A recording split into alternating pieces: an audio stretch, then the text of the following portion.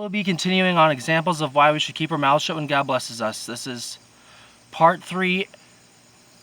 We're doing part 3. We'll split into 2 parts. This is part 3A, Samson, Delilah. Today we'll be talking about Samson's birth. Let's go to Judges. First, before we can continue, please let me know what you think down in the comment sections below, or any questions that you have, and please be polite and respectful. Now let's go to Judges. Let's go to Judges 13:1 through 25. Again, the Israelites did evil in the Lord's sight, so the Lord handed them over to the Philistines, who opposed them for 40 years.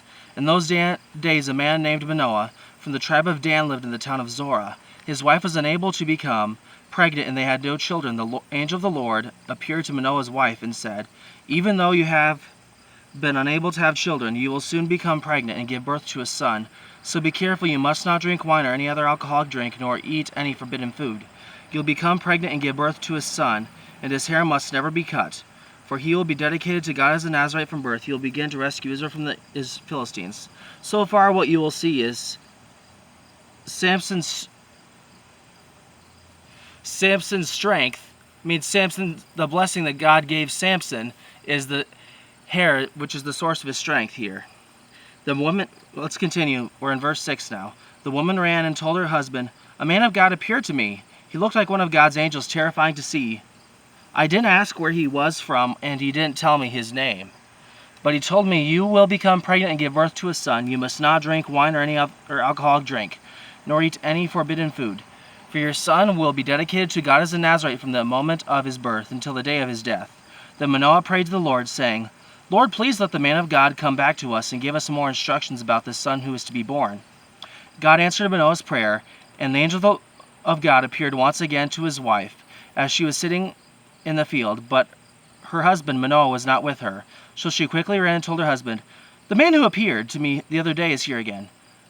Manoah ran back with his wife and asked, 'Are you the man who spoke to my wife the other day?' 'Yes,' he replied, 'I am.' So Manoah asked him, 'When your words come true, what kind of rules should govern the boy's life and work?' The angel of the Lord replied, 'Be sure your wife follows the instructions I gave her. She must not eat grapes or raisins, drink wine or any other alcoholic drink, or eat any forbidden food.' Then Manoah said to the angel of the Lord, 'Please stay here until we can prepare a young goat for you to eat.' 'I will stay,' the angel of the Lord replied, 'but I will not eat anything. However, you may prepare a burnt offering as a sacrifice to the Lord.' Manoah didn't realize it was the angel of the Lord. Then Manoah asked the angel of the Lord, 'What is your name? For when all this comes true, we want to honor you. Why do you ask my name?' The angel of the Lord replied, 'It is too wonderful for you to understand.' Then Manoah took a young goat and a grain offering and offered it on a rock as a sacrifice to the Lord. And as Manoah and his wife watched, the Lord did an amazing thing. As the flames from the altar shot up toward the sky, the angel of the Lord descended in the fire. When Manoah and his wife saw this, they fell with their faces to the ground.